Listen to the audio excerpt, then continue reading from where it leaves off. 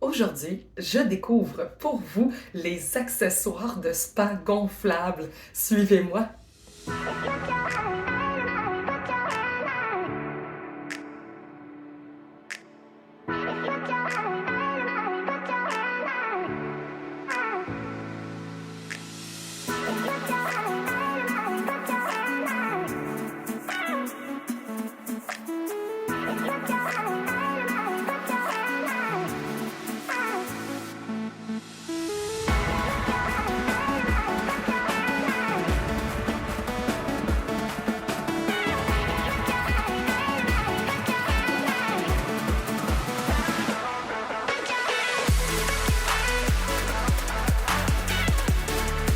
Nous revoici à côté de mon spa gonflable, la chose la plus merveilleuse que je me suis achetée dans les 3 dernières années.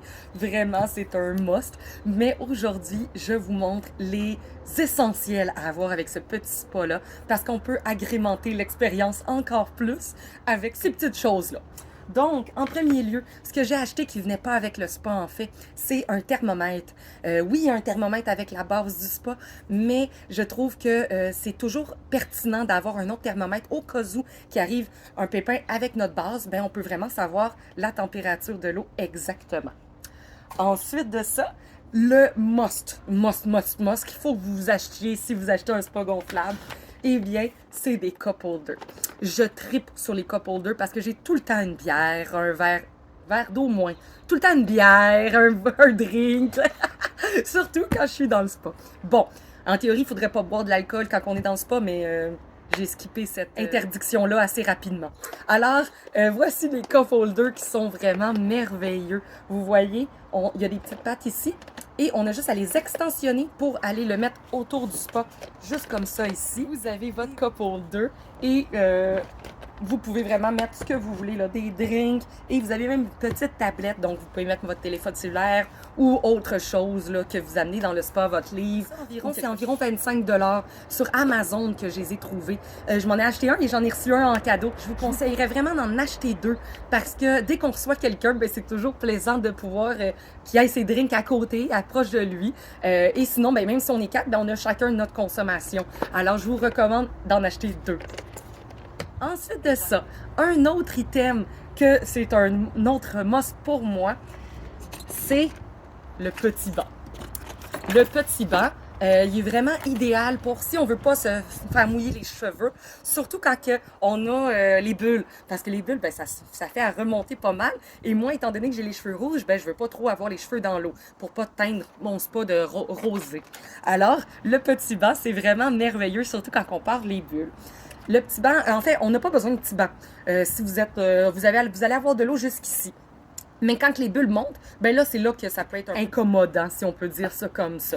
Mais vraiment, c'est rien en soi. L'autre chose pourquoi j'utilise le petit banc, c'est quand mon spa est à 104. Il fait froid dehors, mais peut-être pas au point de dire que j'ai besoin du 104. Le temps qu'il refroidisse, le temps que je parte les bulles et qu'il refroidisse, ben je viens m'asseoir sur mon banc. Comme ça, je suis un petit peu plus sortie de l'eau et je bouille un peu moins. Voilà. Ensuite de ça, le petit banc, on a deux niveaux. Donc ça, c'est le niveau haut et on a le niveau plus petit en faisant juste comme ça ici. Et on est donc bien assis, mais un peu plus bas dans le spa.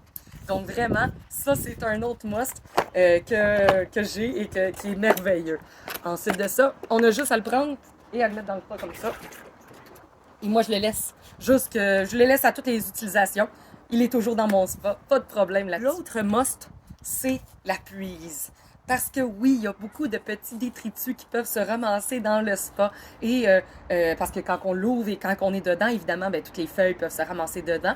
Alors, c'est vraiment un must à avoir. Je vous le conseille fortement. Ça coûte pas très cher, mais c'est essentiel, je vous dirais.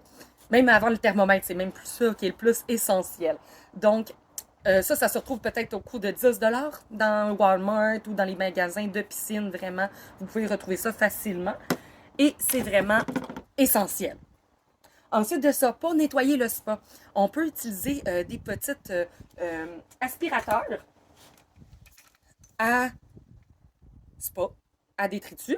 Donc, ce modèle-là ici présent, je l'ai acheté au Walmart au coût de 20 $ et on a juste à aller mettre notre arrosoir ici et on va aller dans le fond de l'eau et on va aller aspirer comme ça ici.